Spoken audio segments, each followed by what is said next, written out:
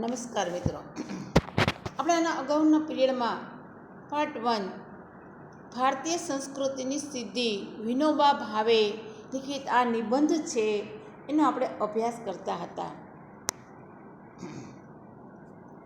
એનો અભ્યાસ કરવા પહેલાં આપણે સંસ્કૃતિ કોને કહેવાય, ભારતીય સંસ્કૃતિની સિદ્ધિ એનું શીર્ષક છે. એટલે સંસ્કૃતિ એટલે શું? તો આપણે સંસ્કૃતિ વિશે થોડીક માહિતી, એનો શાબ્દિક અર્થ છે, એનું મહત્ત્વ છે, એની વ્યાખ્યા છે, જુદા જુદા ચિંતકોએ સંસ્કૃતિ કોને કહેવાય એના વિશે આપેલી જે વાતો છે એ આપણે કરી હતી. અને જાણવું પડશે કે સંસ્કૃતિ એવી મૂર્ત કે અમૂર્ત લોકોનું જૂથ કે સમૂહની સિદ્ધિ છે કે જે એક પેઢીથી બીજી પેઢીમાં હસ્તાંતરિત થાય છે અને વિરાસત પણ એને કહી શકાય. એના રચયિતા છે વિનોબા ભાવે. વિનોબા ભાવે છે એનો પણ પરિચય મેળવ્યો. 11મી સપ્ટેમ્બર એમનો જન્મ અને 15મી નવેમ્બર 82 તેમનું અવસાન છે થયું હતું. ત્યાર પછી એમની જે ભૂદાન પ્રવૃત્તિ છે તેને કઈ કઈ પ્રવૃત્તિઓ કરી એના વિશે પણ આપણે માહિતી મેળવી હતી. ત્યાર પછી આપણે ભારતીય સંસ્કૃતિ સિદ્ધિ એનો આપણે પરિચય મેળવ્યો હતો કે આ ભારતીય સાહિત્યની સંસ્કૃતિની સિદ્ધિ એ નિબંધમાં વિનોબા ભાવે છે એને પ્રકૃતિ, સંસ્કૃતિ અને વિકૃતિ એ વચ્ચેનો જે ભેદ છે એ સરસ મજાના ઉદાહરણો સાથે સમજાવેલો છે. અને વિનોબા ભાવે કહે છે વિકૃતિનો અસ્વીકાર અને પ્રકૃતિ છે એનો સ્વીકાર કરી અને એને સંસ્કૃતિનું રૂપ આપવાની વાત છે એ વિનોબા ભાવે આ પાઠની અંદર કરેલી છે. સંસ્કૃતિ ક્યારેય ખરાબ હોતી નથી એવી પણ એને વાત કરી. અને વિકૃતિ છે એને આપણે ખરાબ કહી શકીએ, પણ પ્રકૃતિ છે એ ખરાબ પણ નહીં પણ સારી પણ નહીં એવી વાત કરી. ત્યાર પછી સંસ્કૃતિની જે પ્રયોગશીલતા છે એનો પણ મહિમા કર્યો.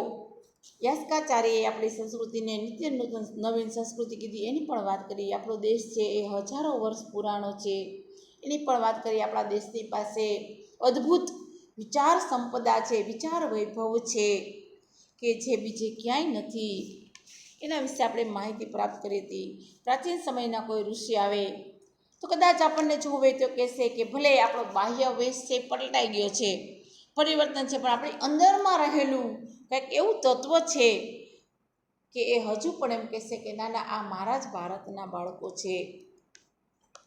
ત્યાર પછી શબ્દ પરંપરાની પણ વાત કરી હતી કે આપણી પાસે શબ્દ પરંપરા અખૂટ છે, શબ્દ વૈભવ છે એવી ક્યાંય પણ જોવા મળતી નથી. ભારત છે એ પ્રાચીન કાળની અંદર કેવો છે એના વિશે હવે આપણે માહિતી કરશું. અને કેટલાક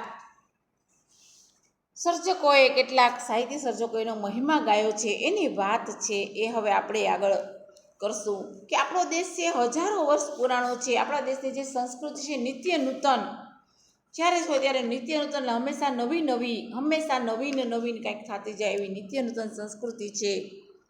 આપણી ભીતર એક તંતુ છે એવો કાયમ છે કે કોઈ પુરાણા કાળના જો આપણા ઋષિમુનિઓ આવે એ પણ કહી શકે કે ના આ મારા જ બાળકો છે.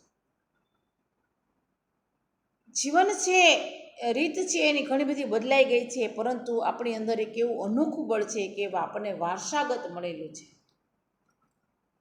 અને એથી જ કહેવાયું છે કે દુર્લભે ભારતે જન્મ, એટલે કે ભારતમાં જન્મ લેવો દુર્લભ છે. દુર્લભ એટલે સુલભ એટલે સહેલાઈથી મળી જાય તેવું, અને દુર્લભ એટલે સહેલાઈથી ન મળે તેવું દુર્લભ કહેવાય. તો ભારતમાં જન્મ લેવો એ દુર્લભ છે. શું કામ? તો કે આપણો ભારત દેશ છે એ પવિત્ર દેશ છે, પરમ પવિત્ર, માત્ર પવિત્ર પણ નહીં, લેખક કહે છે પરમ પવિત્ર દેશ છે. પરમ એટલે શ્રેષ્ઠ, એક ઉત્તમ, એમ આપણા પૂર્વજોએ કહ્યું છે. દુર્લભે મહારાષ્ટ્રે જન્મ, દુર્લભે ગુર્જરે સુજન્મ, એવા વચનો આપણને તમને ક્યાંય નહીં જોવા મળે. એનું કારણ શું? તો આપણે ભલે મહારાષ્ટ્રમાં રહી, ગુજરાતમાં રહેતા હોય કે બિહારમાં કે બંગાળમાં રહેતા હોય, પરંતુ આપણે અંદરથી તો એક ભારતીય છીએ. આપણામાં ભારતીયતા પડેલી છે.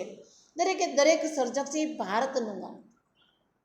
આપણે પેલું કાવ્ય જય જય, પેલું જ્યાં જ્યાં વસે એક ગુજરાતીમાં વાત કરી હતી, ભણ્યા હતા એમાં, કે ગુજરાતી ભલે ગમે ત્યાં વસ્તુ હોય, ગમે ત્યાં રહેતો હોય, પણ એ અંતે તો એક ભારતીય છે. એક ગુજરાતી ભલે હોય પણ અંતે તો એ એક ભારતીય છે. ગુર્જરીના ગુરુકુંજ એમાં પણ આપણે વાત કરી હતી કે આપણે ગમે દેશ ગમે રાજ્યમાં વસતા હશું, પરંતુ આપણે અંતે એક ભારતીય છીએ.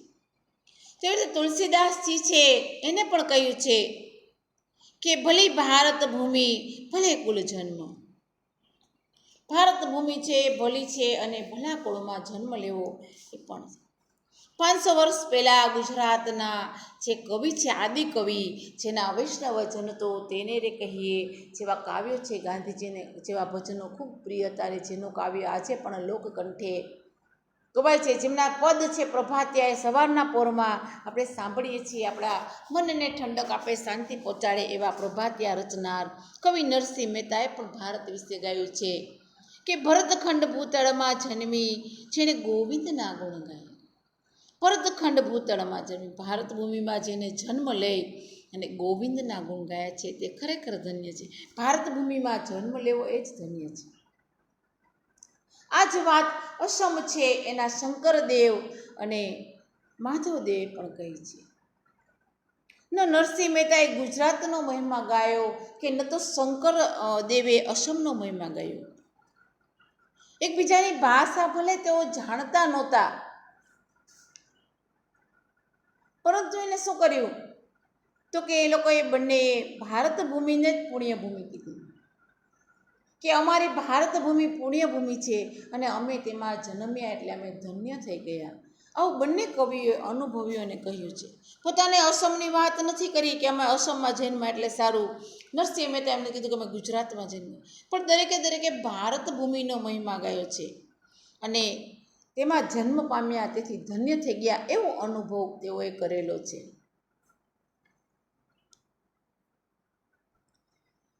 ત્યાર પછી આખરી છેલ્લો પેરેગ્રાફ છે એમાં કહે છે આવી રીતે આપણા આખા ભારતનું અભિમાન છે એ કંઈ પ્રકૃતિ નથી, તો કે સંસ્કૃતિ છે. જ્યાં એવી ભાષાઓ છે કે જ્યાં ન જાણતા હોય છતાંય તેને શીખવા નીકળી જાય છે. એવી વિભિન્ન ભાષાઓ છે કે આરપાર વિવિધતાવાળા આ ભૂખંડ છે એને એક દેશમાં, એની સંસ્કૃતિ છે. આમ પ્રકૃતિથી ઉપર ઉઠી અને સંસ્કૃતિની સદાય છે એવી ભારતીય સંસ્કૃતિને આપણે જાળવવાની છે અને એને આપણે આગળ વધારવાની છે. આ પ્રકૃતિ છે, સંસ્કૃતિ છે ને આપણે આગળ વધારવાની છે એવું સર્જક કહે છે. વૈદિક કાળથી ઋષિઓ મુનિઓથી લઈ અને ચાલી આવતી આ અખંડ પરંપરા છે કે દુનિયામાં ભારત સિવાય બીજા એકે એવો દેશ નથી જ્યાંની ભાષામાં 10,000 વર્ષોથી પણ શબ્દ શક્તિનું ઊંડાણ રહેલું છે. ભારતે જૂના શબ્દ તોડ્યા વિના નવા શબ્દો છે અપનાવ્યા છે. પ્રાચીન કાળથી જ સમૃદ્ધ પ્રવૃત્તિમય એવો દેશ છે કે જ્યાં આધ્યાત્મિક દ્રષ્ટિ પણ મુખ્ય હતી અને આ જ આપણા ભારતનો મોટામાં મોટો વારસો છે એમ આપણે કહી શકીએ. આખા ભારતનું અભિમાન એ કાંઈ પ્રવૃત્તિ નથી જે ભાષાને શીખતા વર્ષો નીકળી જાય એવી વિભિન્ન ભાષાઓની આરપાર વિવિધતાવાળો આ દેશ છે અને વિવિધતા હોવા છતાંય આપણામાં પહેલાં કવિઓએ જે ગાયું એ પ્રમાણે જોઈ શકે છતાંય આપણામાં એકતા છે અને આ જ ભારતીય સંસ્કૃતિના વારસાની ભવ્યતા છે, વિવિધતા છે અને પ્રાચીનતા છે. સંસ્કૃતિ ગમે એટલી મહાન હોય અને છતાંય માત્ર એના ગુણગાન ગાવાથી કે તેનું સંરક્ષણ કે સંવર્ધન થઈ શકવાનું નથી. તો કે ભારતીય સંસ્કૃતિને જો જીવિત રાખવી હોય તો સતત સજાગ અને સભાનપણે આપણે પ્રયત્નશીલ રહેવું જોઈએ. આપણા વિચારો છે એનું દૃઢીકરણ કરવું જોઈએ. સંસ્કૃતિ, પ્રકૃતિ અને વિકૃતિ વચ્ચેનો જે ભેદ છે એ સમજી જવો જોઈએ અને આ ભેદ સમજીને તો આપણે સંસ્કૃતિ તરફ આગળ વધી શકીએ. સમાનતા, સંભાવ અને અન્યનો સ્વીકાર કરો, વૈજ્ઞાનિક અભિગમનો પણ સ્વીકાર કરો, સહિષ્ણુતા, સરળતા અને સજ્જનતા જેવા ગુણોનું આચરણ કરવું, એની માટે સતત પ્રયત્નશીલ રહેવું. માણસ છે બીજાની મહેનતનો ગેરલાભનો લાભ ઉઠાવે એવું ન કરવું એ વિકૃતિ છે. આપણે ક્યારે આવી વિકૃતિ તરફ આપણું વલણ નહીં ધરાવીએ. માનવીઓની ખામીઓ, ખૂબીઓ, ખૂબ સહજ સ્વભાવ લેખકે સરસ મજાનો આ પાઠમાં અસરકારક રીતે સંસ્કૃતિ, પ્રકૃતિ અને વિકૃતિ દ્વારા રજૂ કર્યું છે. તો આપણે શું કરવાનું મિત્રો? તો કે આપણે પ્રકૃતિને નિત્ય નવીન હંમેશા સંસ્કૃતિનો રૂપ આપવા માટે પ્રયત્નશીલ રહેવું જોઈએ. સતત પ્રયત્ન કરવા જોઈએ. એની માટે આપણે સભાન રહેવું પડશે. સંસ્કૃતિ છે એનું સંવર્ધન કરવાનું છે. આપણી સંસ્કૃતિ છે એને જાળવવાની છે. આપણે જે વારસામાં મળેલી છે આ સંસ્કૃતિ, એ આપણે એનું સંવર્ધન કરવાનું છે.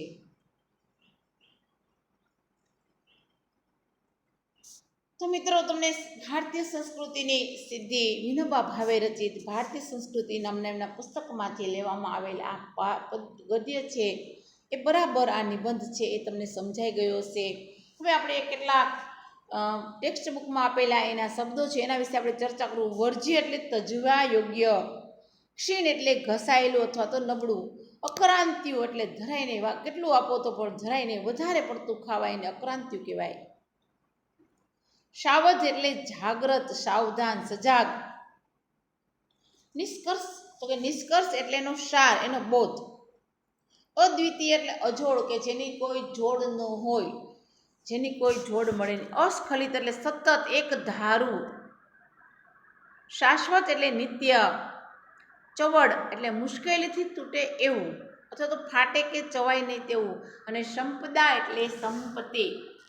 ત્યાર પછી કેટલાક વિરુદ્ધાર્થી અર્થ છે જોઈ લઈએ તો પ્રાચીન તો અર્વાચીન, સાવધ તો ગાફેલ, સ્નિગ્ધ, સ્નિગ્ધ એટલે મુલાયમ, એકદમ માખણ જેને સ્નિગ્ધ કહેવાય. તો કઠોર, બાહ્ય, બાહ્ય તો આંતરિક, આધ્યાત્મિક તો સાંસારિક, અભિમાન તો નિરાભિમાન, શાશ્વત તો નાશવંત, અક્રાંતિય તો મિતાહારી. મિતાહારી એટલે ઓછું, અલ્પ ખાનારો. અક્રાંતિ એટલે ભાળીનો એમ જાજુ ખાઈને અક્રાંતિ કહેવાય. મિતાહારી એટલે અલ્પ, થોડું ઘણું ખાતું હોય એને મિતાહારી કહેવાય. મિત્રો, આપણે એના કેટલાક MCQ છે એના વિશે આપણે ચર્ચા કરશું. પહેલાં પાઠ્યપુસ્તકમાં પહેલાં જોશું અને પછી ત્યારબાદ વધારાના MCQ જોશું. તો કયું વાક્ય બંધ બેસતું નથી? કે વિકૃતિ એટલે સહજ સ્વભાવ, પ્રકૃતિ એટલે સહજ સ્વભાવ, સંસ્કૃતિ એટલે સહજ સ્વભાવથી ઉપર ઉઠવું અને વિકૃતિ એટલે સહજ સ્વભાવથી નીચે ઉઠવું. આમાં કયું વાક્ય બંધ બેસતું નથી? તો આમાં વિકૃતિ એટલે સહજ સ્વભાવ એ વાક્ય છે એ બંધ બેસતું. નીચેમાંથી કયું વાક્ય બંધ બેસતું નથી? તેમાં આપણે કર્યું કે આ વાક્ય છે એ બંધ બેસતું નથી. હવે વિકૃતિઓ ક્યારે ક્ષીણ થતી જશે? તો કે માણસમાં વૈજ્ઞાનિક વૃત્તિ ઘટશે એમ, પશુ વૃત્તિ આવશે એમ, દુનિયાભરની સંસ્કૃતિ અભ્યાસ કરવાથી કે માણસમાં વૈજ્ઞાનિક વૃત્તિ જેમ વધશે ત્યારે, તો કે માણસમાં જેમ જેમ વૈજ્ઞાનિક વૃત્તિ વધશે ત્યારે.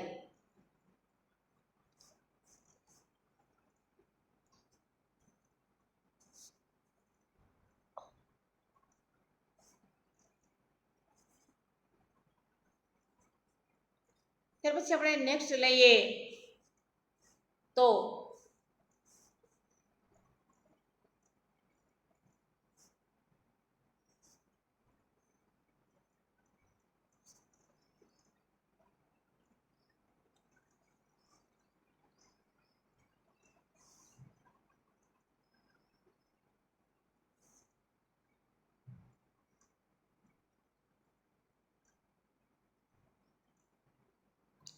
પછી ભારત પાસે એવું અદ્વિતીય શું છે?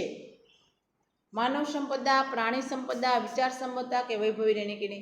મિત્રોનો જવાબ આવશે વિચાર સંપદા.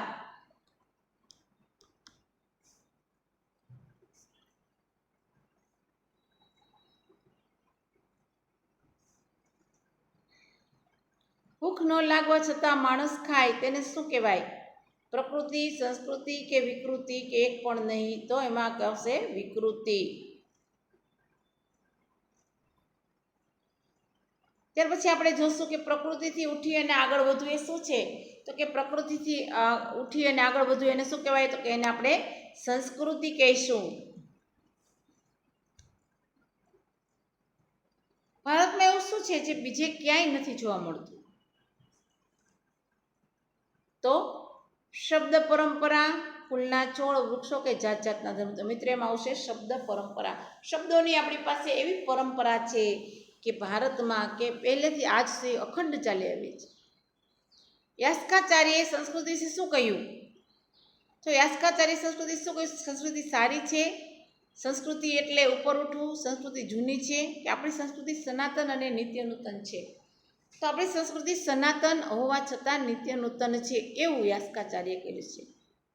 તુલસીદાસજીએ ભારત વિશે શું કહ્યું છે? તો તુલસીદાસજીએ ભારત વિશે કહ્યું છે કે ભલે કુલ જન્મ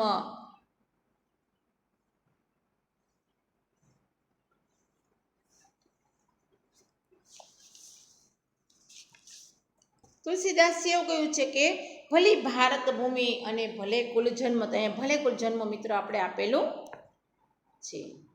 ત્યાર પછી એક બે વાક્યના જવાબ એવા પ્રશ્નોત્તર વિશે આપણે ચર્ચા કરશું. તો ભરતખંડ ભૂતળમાં જન્મી આ પંક્તિ છે ક્યાં કવિની છે? તો ભરતખંડ ભૂતળમાં જન્મી આ પંક્તિ આદિ કવિ નરસિંહ મહેતાની છે. ભારતીય સંસ્કૃતિની સ્થિતિ એ પાઠના લેખક કોણ છે? તો ભારતીય સંસ્કૃતિની સ્થિતિ એ પાઠના લેખક વિનોબા ભાવે છે. બીજાની મહેનત લૂંટીને ભોગવવાની જે વૃત્તિ છે એને શું કહેવાય?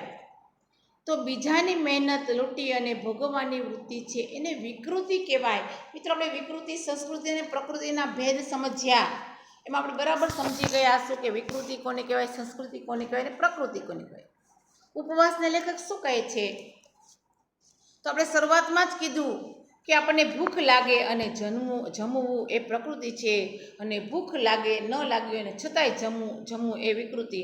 પણ ભૂખ લાગવા છતાંય આજે એકાદશી છે ને ઉપવાસ કરવો એને સંસ્કૃતિ. તો ઉપવાસ છે એને શું કહીશું? તો કે સંસ્કૃતિ. પ્રકૃતિને સમજાવવા લેખકે શું કહ્યું?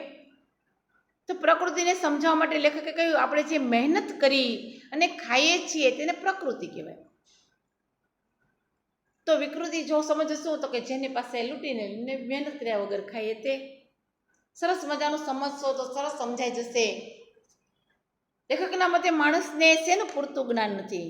તો પોતાની જે શરીર રચના અને પાચન ક્રિયા છે એનું જ્ઞાન નથી. એટલે શું કરીએ? તો આપણે અક્રાંતિયાની જેમ ભૂખ ન લાગી હોય છતાં આપણે ખાઈએ. આપણું ક્યારેય પેટ ભૂખ્યું નહીં, મન ભૂખ્યું હોય તો ખાધા જ કરીએ. સંસ્કૃતિ વર્ધન કોને કહેવાય? તો આપણામાં જે પશુપણું છે એમાંથી બહાર નીકળી અને માનવતા, માણસપણા તરફ આગળ વધવું એને સંસ્કૃતિ વર્ધન કહેવાય. આપણામાં મિત્રો ઘણું બધું પશુતાપણું છે અને પશુતાપણું છે એમાંથી બહાર નીકળી અને આગળ વધવું એને સંસ્કૃતિ વર્ધન કહેવાય. ત્યાર પછી કેટલાક પ્રશ્નો છે એના 2-3 વાક્યમાં જવાબ, ટૂંકમાં જવાબ છે આપવાના છે. પ્રાચીન સમયના કોઈ ઋષિ આજે આવે તો તે શું કહેશે? તો પ્રાચીન સમયના જો કોઈ ઋષિ આજે આવે તો તેને આપણો બાહ્ય વેશ ભલે જુદો દેખાય, પણ આપણામાં એવું અવશ્ય કંઈક દેખાશે અને જેને લીધે કહેશે તેઓ કે મારા જ બાળકો છે.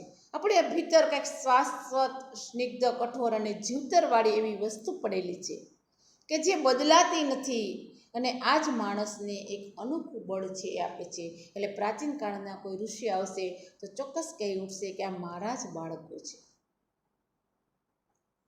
શબ્દ પરંપરાની ભારતમાં શી વિશેષતા છે?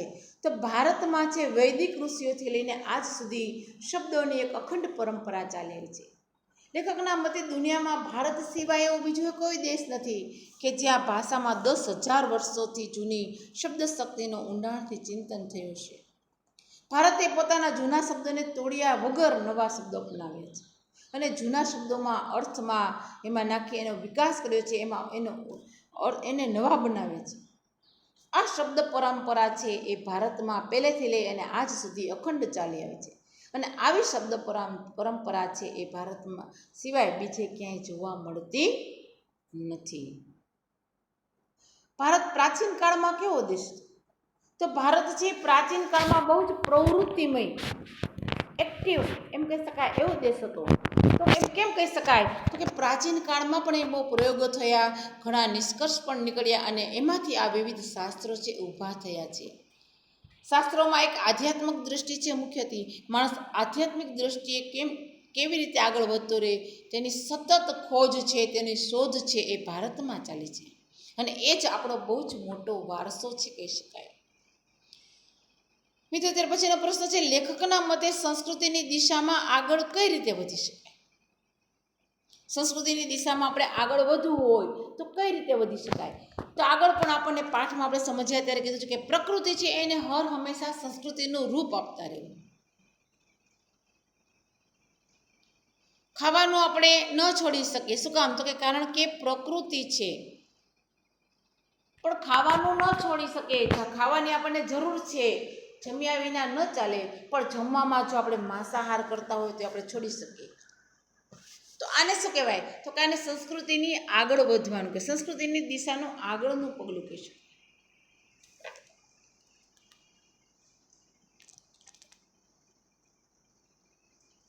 ખાવામાં સંયમ રાખીએ, સંયમ બોલે, ખાવામાં જો સંયમ રાખી શકીએ તો આપણે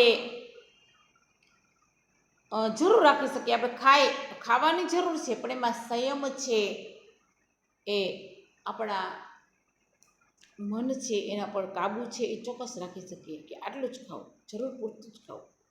તો આપણે ચોક્કસ સંસ્કૃતિની દિશામાં આપણે આગળ વધી શકશું. નરસિંહ અને શંકરદેવ છે એને કોનો મહિમા ગાયો છે?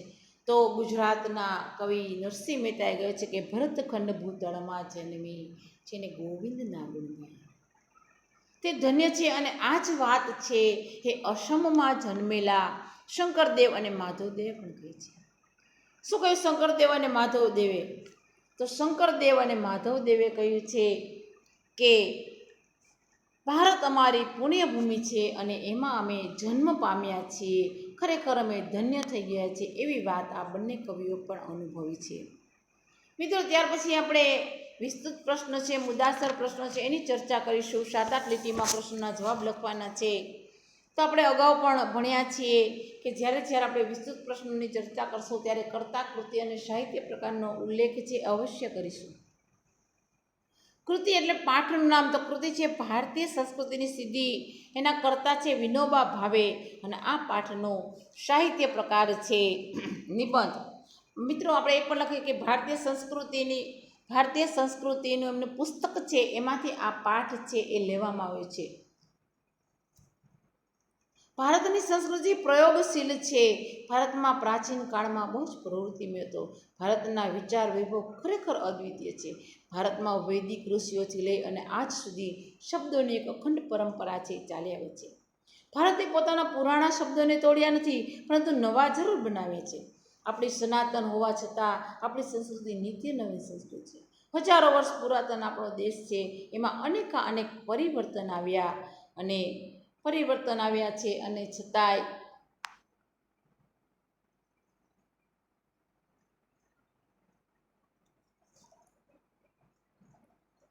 અનેક પરિવર્તન છે એ આવ્યા, અને છતાં એની પરંપરા અતૂટ રહી, જે આપણને પ્રાચીન કાળની સાથે જોડી રાખે છે.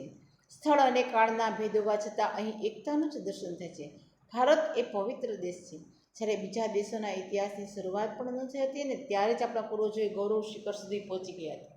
આખા ભારતનું અભિમાન એ કંઈ પ્રકૃતિ નથી.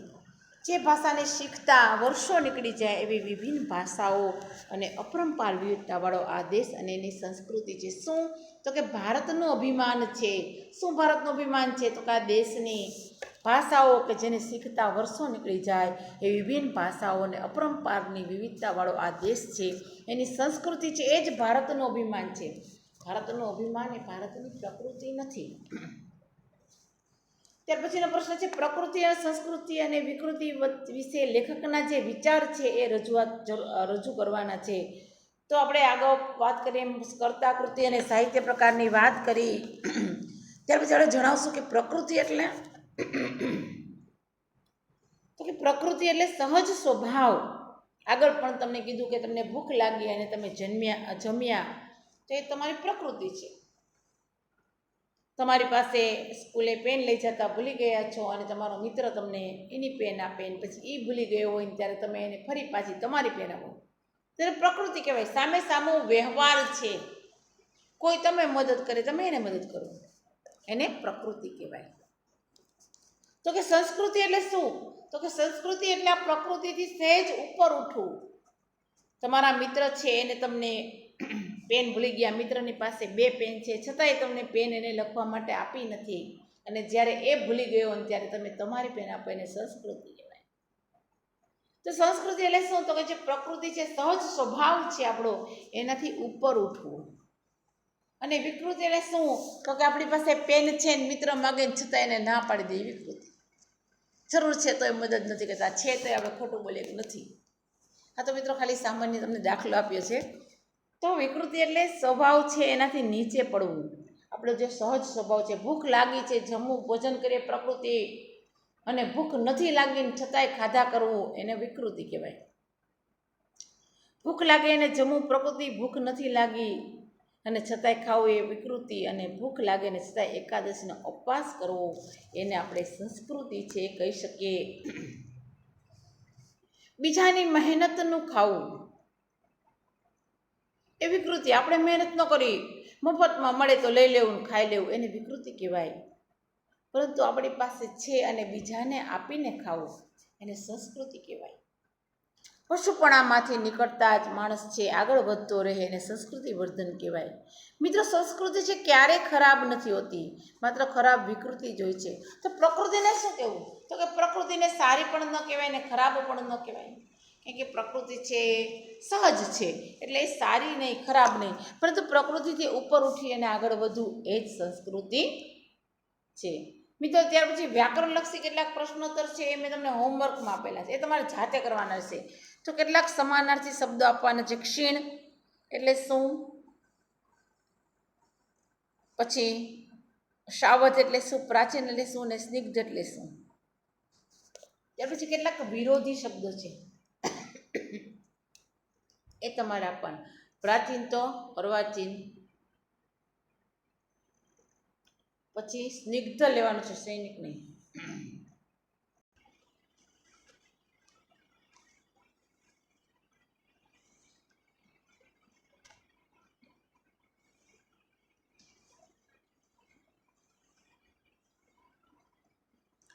તો સ્નિગ્ધ તો કઠણ, બાહ્ય તો આંતરિક, આધ્યાત્મિક,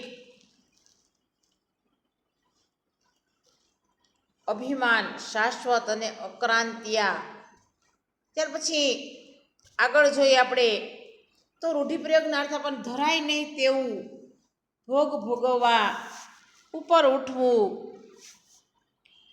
પછી નીચે આપેલા શબ્દોના સ્વર અને વ્યંજન છૂટા પડે તો વિજ્ઞાન, અક્રાંતિયા. નીચે આપેલી સંજ્ઞા યાસ્કાચાર્ય, સુખ અને સફેદ. વિશેષણ સફેદ બગલો, બંને અનુભવ્યું.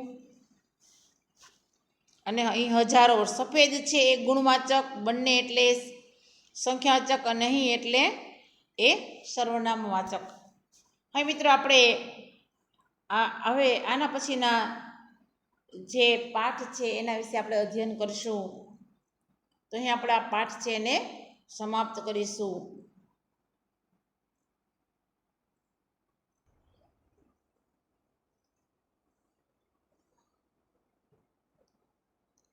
તો મિત્રો આપણે આ પાઠ છે અહીંયા સમાપ્ત કરીએ છીએ.